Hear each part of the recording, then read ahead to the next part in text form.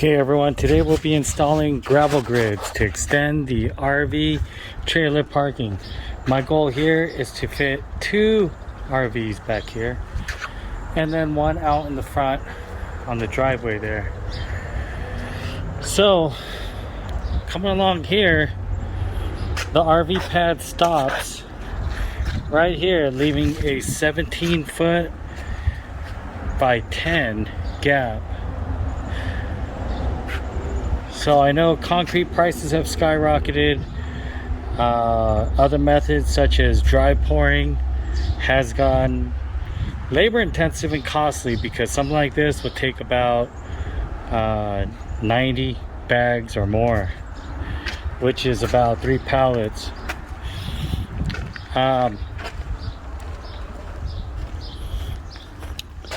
the best solution that I found are these gravel grids. Basically we're gonna level the area out first, lay the gravel grids down to see and make sure that we're nice and level and flow. We're still working on leveling this out. However, this is after a good couple of hours of work, guys. So we're gonna go ahead and level this out as much as possible. I connected 3 gravel grates. They come in sizes like this, and they interlock here at the ends. You see that? So what I was doing is actually lifting this up as a whole and moving it along to see how level I am in my areas, and to go ahead and shovel down any high spots, wet the ground, shovel it down, and level. Now once we're done with this, I'm gonna go ahead and lay down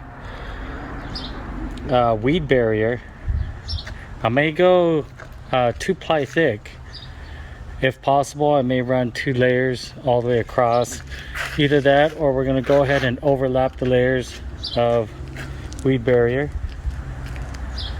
And then we'll go ahead and put the grids on here. Next, we're gonna go ahead and pour it. How we're gonna do that is I'm gonna go ahead and get the bulk gravel that's in the really large bags sold at Home Depot. They bring it out on the forklift. Home Depot, Lowe's, and all your other big box stores should have that. You're gonna go ahead and load it in the truck, back it in, and we'll shovel it out and lay it in here. Now that we got the area graded, we're gonna go ahead and lay down the weed barrier to help aid with drainage and help aid with reducing weeds from coming up. Now I know, guys, you're gonna get weeds regardless. It's just to help prevent it and help prevent any muddy holes or dips later when there's water under here. And we have leveled it out to drain out to the back of the yard, as it will go into this drain if we do have torrential rainfall and it floods out in that corner over there. So we have one safety net as a drain.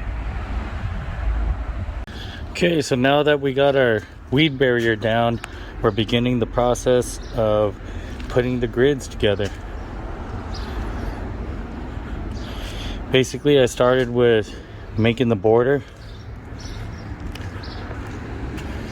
and then from there started putting the grids in the centers and moving down the line.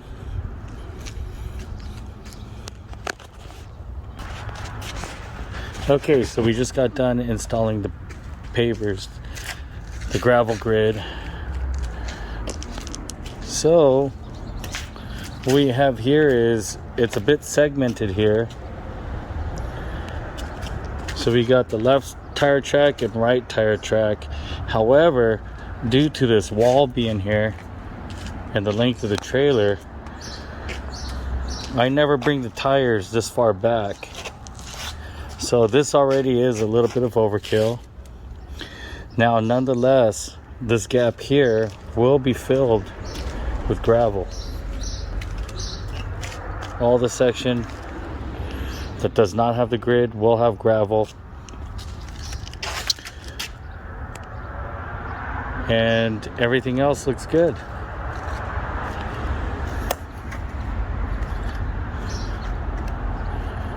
It's come out great. So all we'll need to do is back the truck up, pull it right in here with a big bulk load of gravel, and we'll unload it in here. Start from the front, make our way back, and drive the truck over it as we come back and continuously unload. So there we go. So since we have packed dirt, this is like clay packed dirt over here, same type of stuff on the hillside, but since we have clay packed dirt, we're going to be not putting anything underneath the grids. We're going to go ahead and start unloading the gravel. We have 3/8" gravel that we'll be putting on here. Now I got 3/8 instead of the 3/4, so that way we could get gravel underneath here. So we're gonna go about it and see how it goes. We may layer on top the 3/4, but we'll go ahead and start with the 3/8 gravel.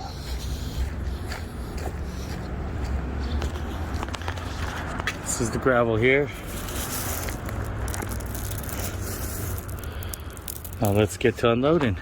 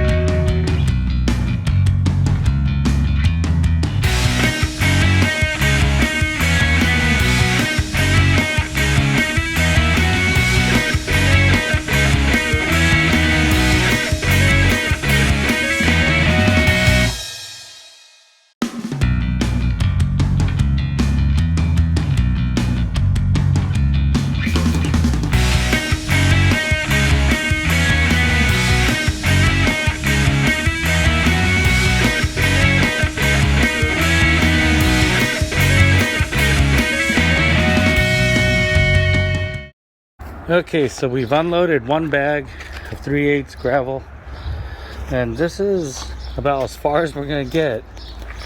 I'd say it's about 1/3 of the way. And surprisingly, as soon as these grids fill up, they are coming through as advertised. It feels really strong, really sturdy, and I do not feel the gravel moving under my feet. You know, if this was just without the grid, walking through gravel, you could feel the movement underneath as your foot sinks in. However, I do not feel that. It feels extremely firm, extremely strong. So once I compact it some more by driving the truck over it a few times, I can only foresee that it's going to get even stronger. That's where we're at, and we're going to continue on with more bags.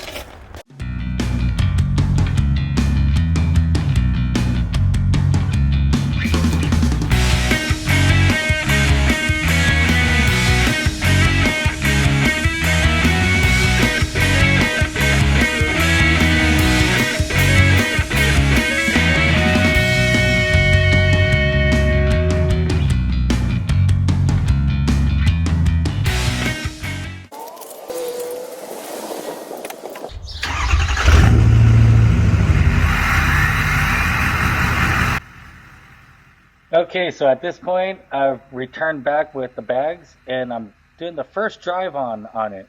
Now I'm leveling this gravel only with my shoes and no special tools used. The bed is full with about 1.5 tons of gravel, so there is payload back there. And we're gonna go ahead and back the truck up a little bit more, as I seen that the grid is holding up great. And we're gonna go ahead and begin unloading the rest here.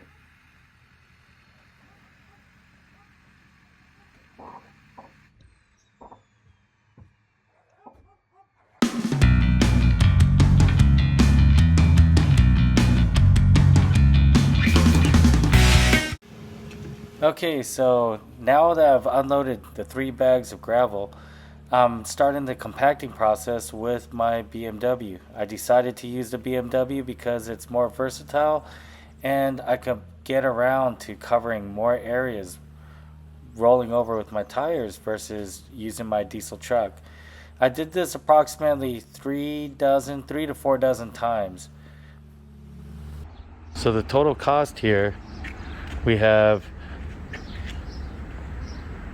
the gravel grid, which costed $220 for 58 pieces.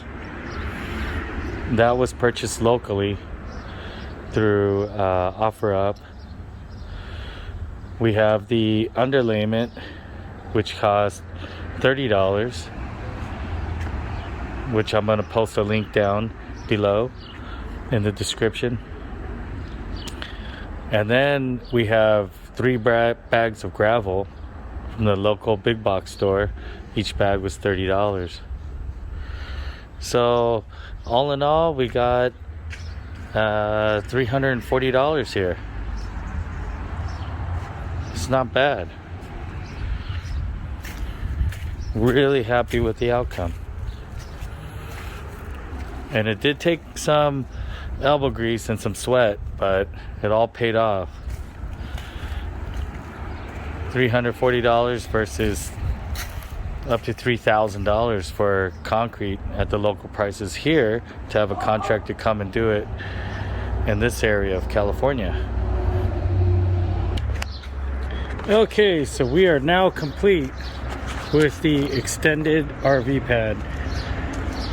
Overall, this has came out great. I'm really happy and satisfied with the way everything is holding up. I did drive my vehicle on it multiple times back and forth to do a compacting rollover over it. So it has been driven on many times and it doesn't look like any of the grids move at all when I'm driving, even all the way up to the edge here, remarkably. So everything's holding up really strong. The gravel does not have any feel like you're stepping in a bed of gravel. It's actually really firm, which I like. So we got no movement. I did hit the brakes with the vehicle as well, driving on the gravel, and it did not cause any bunch up of gravel either. It didn't make a mound of gravel in front of the tire. So we have a couple areas where you can still see the grids. I suppose eventually you'll be able to see more as the years go by and things settle and compact even more. However, at this time, it looks like it's ready for the 29-foot RV to be parked on. So that way we can actually fit 2 RVs back here. So if you're interested in using the gravel grid method, I highly recommend it so far. I will have an update video on it months down the line after we have a nice winter rainfall, as much as we get out here in Southern California. But until then, if you like videos like this, go ahead and like and subscribe, and we'll be seeing you on the next one.